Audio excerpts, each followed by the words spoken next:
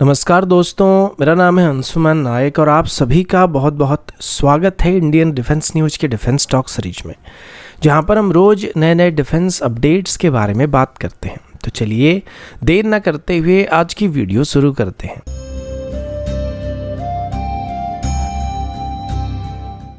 आज की पहली अपडेट भारत और रशिया की तरफ से है। अभी रिसेंटली हमारे prime minister Narendra Modi ji Russia के गस्त पर गए हुए थे और उनकी इस विजिट के दौरान रशिया और भारत के बीच कई डिफेंस रिलेटेड डील को लेकर बातचीत किया गया था, जिसमें खास करके S-400 सिस्टम की लोकल MRO फैसिलिटी को लेकर बातचीत किया गया था। इसके बाद अभी ये बात पता चला है कि रशिया की तरफ से भी भारत को S-400 सिस्टम के बाद अपनी S-500 सिस्टम को भी जॉइंट प्रोडक्शन के साथ ऑफर करने का फैसला किया जा रहा है। S-500 सिस्टम की बात करें तो ये S-400 सिस्टम से भी एडवांस सिस्टम है जो कि 600 किलोमीटर की दूरी तक स्ट्राइक कर सकता है और ये सिर्फ एयरक्राफ्ट ही नहीं बल्कि दुश्मन की बैलिस्टिक मिसाइल, क्रूज मिसाइल और यहाँ तक कि हाइपरसोनिक मिसाइल को भी डिस्ट्रॉय कर सकता है।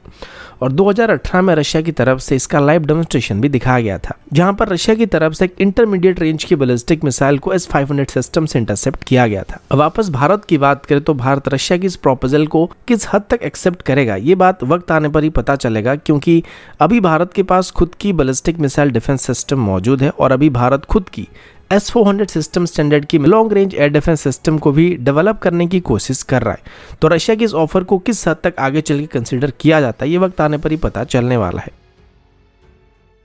अगला अपडेट इंडियन नेवी की तरफ से, और अभी हम इंडियन नेवी की नेक्स्ट जनरेशन फ्रिगेट्स के बारे में बात करने वाले हैं। गवर्नमेंट की तरफ से रिसेंटली इंडियन नेवी के लिए खरीदे जाने वाले फ्यूचर फ्रिगेट्स को लेकर एक बहुत ही बड़ी अनाउंसमेंट किया गया, जिसमें गवर्नमेंट की तरफ से अभी प्रोजेक्ट 17B क्लास के फ्रिगेट्स को बनाने के लिए ग्रीन सिग्नल को दिया गया। ये हमारे वर्तमान की प्रोजेक्ट 17A क्लास यानी कि नीलगिरी क्लास के फ्रिगेट की एक फॉलो ऑन वेसल होने वाला है, जो कि उनसे भी कई गुना बेहतर फायर पावर के साथ डेवलप किए जाएंगे।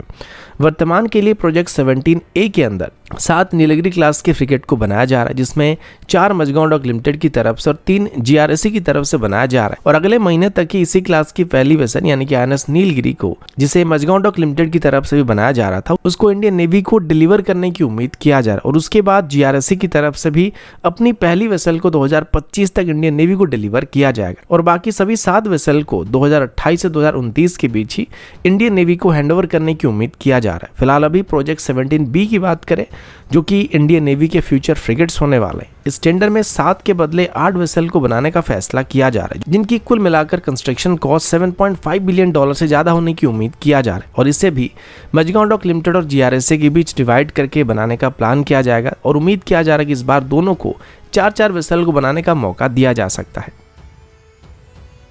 अगला अपडेट लॉइटरिंग मुनिशन की तरफ से, और अभी हम एक इंडियन प्राइवेट सेक्टर कंपनी के बारे में बात करने वाले हैं, जो कि लॉइटरिंग मुनिशन की सेगमेंट में एक बहुत ही बड़ी सफलता को हासिल कर लिया है। इस कंपनी का नाम रेडॉन सिस्टम है, जो कि एक टेक्नोलॉजी ड्रिवन कंपनी है, जो कि डिफेंस और इंडस्ट्रियल एप्लीकेशन के लिए रिमोटली ऑपरेटेड सिस्टम को डिजाइन करते और मैन्युफैक्चर करते हैं। और उनकी तरफ से अभी कैनिस्टर लॉन्च लॉइटरिंग मुनिशन अचूक के विकास में खास उपलब्धि को हासिल किया गया। दरअसल रेडॉन सिस्टम की तरफ से अभी अपनी अचूक लॉइटरिंग मुनिशन को लेह में करीब 4500 मीटर से भी ज्यादा ऊंचाई पर टेस्ट किया गया था और इस टेस्ट को पूरी तरीके से इंडियन आर्मी की नॉर्दर्न कमांड की निगरानी में वहां पे किया गया था। और इस दौरान अचूक की तरफ से ऊंचाई वाले माहौल में भी अपना बेमिसाल प्रदर्शन किया गया था। अचूक को 50 से भी ज्यादा मिनट की इंप्रेसिव एंड्योरेंस और लगभग 1.5 kg तक की वॉरेड या पेलोड कैपेसिटी के साथ डिजाइन किया गया, जो कि एक्सट्रीम कंडीशन में भी ऑपरेट कर सकता है। रिसेंटली इसकी जो टेस्ट को किया गया था उसमें इसको 3500 मीटर से लेके 4500 मीटर से या उससे ज़्यादा ऊंचाई पर भी टेस्ट किया गया था और इसमें अचूक ने बेहतरीन तरीके से परफॉर्म किया था। ये रिमार्केबल उपलब्धि रेडॉन सिस्टम टीम की लगन और उनकी इनोवेशन का सबूत है। कंपनी का कहना है कि वो भविष्य को लेकर काफ़ी उत्साहित है और अपनी डिफेंस टेक्नोलॉजी के सेक्टर को पुश करने को काफ़ी कोशिश करने वाले हैं। अगला अपडेट लक्षद्वीप को लेके, कल यानी कि थर्सडे को सेंट्रल गवर्नमेंट की एक हाई लेवल मीटिंग में लक्षद्वीप आइलैंड में नए मिलिट्री एयरफील्ड्स को बनाने का प्रपोजल को अप्रूव किया गया था। ये डिसीजन चाइनीज एक्टिविटी को ध्यान में रखते हुए और अपनी रीच को बढ़ाने के लिए वहां पे किया जा रहा है। डिफेंस सोर्सेस ने ANI को बात बताया था कि डिपार्टमेंट ऑफ मिलिट्री अफेयर्स के द्वारा लीड किया गया प्रपोजल मिनिको आइलैंड में एक नए एयरवेज को बनाना है और साथ ही अगाती आइलैंड पर एक एग्जिस्टिंग एयरफील्ड को एक्सपैंड करना है। ये डुअल पर्पज एयरफील्ड्स होने वाले, जो कि सिर्फ मिलिट्री यूज के लिए नहीं बल्कि आगे चल के कमर्शियल एयरलाइंस के लिए भी काफी उपयोगी साबित होंगे।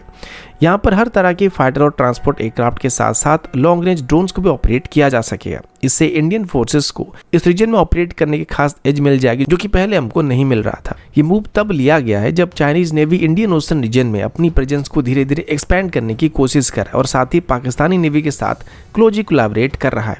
इस प्रोजेक्ट को इंडियन एयरफोर्स लीड करेगी, लेकिन यहाँ पर जो मिलिट्री कॉन्क्लेव बनाया जाएगा उसे तीनों डिफेंस फोर्सेस के साथ साथ इंडियन कोस्ट गार्ड के द्वारा भी ऑपरेट किया जाएगा।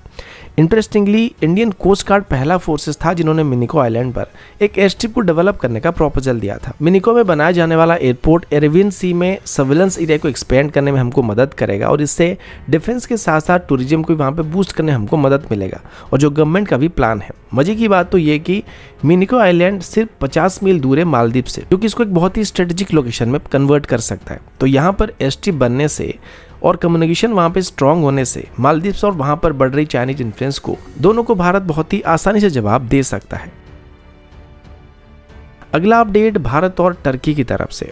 आप सबको पता होगा कि टर्की जो है वो पाकिस्तान का बड़ा ही समर्थक है और हमेशा कश्मीर को लेकर पाकिस्तान को सपोर्ट करता है, और इसी वजह से भारत और टर्की के रिलेशन पिछले कुछ सालों से थोड़े खराब चल रहे हैं। लेकिन अभी टर्की की तरफ से कुछ ऐसा किया जा रहा है जो कि भारत और टर्की के रिलेशन को बहुत ही खराब करने वाला है, क्योंकि टर्की की तरफ से भी इंडिया पर मिलिट्री इक्विपमेंट एक्सपोर्ट करने पर कंप्लीट बैन लगा दिया गया और एक तरीके से भारत को ब्लैक लिस्ट कर दिया गया। ये सब कुछ तब शुरू हुआ जब इंडिया की तरफ से एक टर्किश कंपनी के साथ एक शिप बिल्डिंग प्रोजेक्ट को करने का प्लान किया गया था और उसको कैंसिल कर दिया गया। इसमें इंडियन नेवी के लिए फ्लीट सपोर्ट वेसल को बनाने का प्लान किया गया था और टर्की की अनादोलू शिपयार्ड और हिंदुस्तान शिपयार्ड लिमिटेड साथ मिलकर इन वेसल को बनाने वाले थे।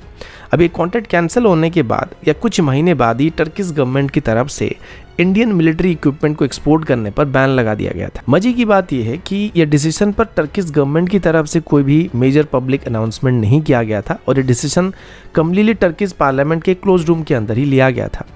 लेकिन 10 जुलाई 2024 को फॉरेन अफेयर कमेटी की मीटिंग में मुस्ताफा मुरद सीकर, जो टर्की की top arms procurement agency presidency of defence industry के वाइस प्रेसिडेंट है, उन्होंने गलती से उनकी सरकार की भारत के खिलाफ लिए गई सीक्रेट पॉलिसी को रिवील कर दिया था। ये मूव इंडिया के लिए सरप्राइज नहीं होना चाहिए, क्योंकि दोनों ही देश जियो स्ट्रेटेजिक इश्यूज पर हमेशा अपोजिट साइड पर खड़े रहते हैं। टर्की और पाकिस्तान के बीच बढ़ रही क्लोजनेस का कारण इंडिया हमेशा या अक्सर जो होता है वो इंटरनेशनल इश्यूज को लेकर टर्की के अगेंस्ट में स्टैंड लेता है, जो कि शायद यहाँ पे टर्की को क्लियरली पसंद नहीं आ रहा है। तो दोस्तों अभी के लिए इतना ही, मिलता हूँ आपसे अगले वीडियो में, तब तक के लिए जय हिंद, वंदे मातरम।